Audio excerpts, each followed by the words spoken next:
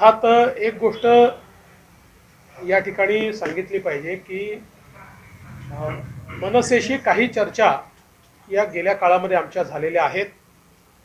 विशेषतः मनसेने जेव्हापासून हिंदुत्वाचा अजेंडा घेतला तेव्हापासून त्यांची आणि आमची एक प्रकारे जवळीक वाढली आहे आणि निश्चितपणे आमची अपेक्षा अशी आहे की शेवटी श्री राज ठाकरे हे तसे पहिले व्यक्ती होते की ज्यांनी 2014 साली मोदीजींचं एंडोर्समेंट केलं होतं आणि जाहीरपणे भूमिका घेतली होती की मोदीजींना प्रधानमंत्री बनवलं पाहिजे।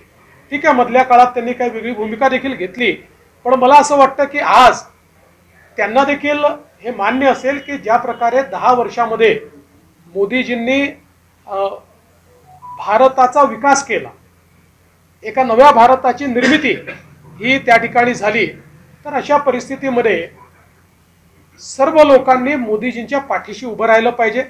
विशेषतः जे लोक राष्ट्रीय विचाराने प्रेरित आहेत, ज्यांच्याकरता समाज प्रथम आहे, राष्ट्र प्रथम आहे, अशा सगळ्या लोकांनी मोदीजींसोबत राहिलं पाहिजे।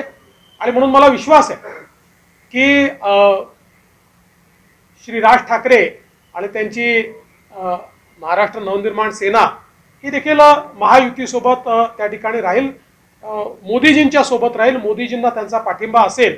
अर्थात त्यांचा पक्ष आहे, त्यांना निर्णय घ्यायचा आहे, पण माझी मात्र निश्चितपणे त्यांच्याकडनं ही अपेक्षा आहे की यावेळी त्यांनी मोदीजींना पाठिंबा दिला पाहिजे। महायुतीमध्ये उद्या नवीन पक्ष एक अशी अपेक्षा आहे की महायुतीचा विस्तार होऊ शकतो। साहेब, मला जे बोलायचं आहे मी बोललेलो आहे। आता तुम्ही फिरून फिरून प्रश्न विचारला तरी देखील त्याचं उत्तर तेच असणार।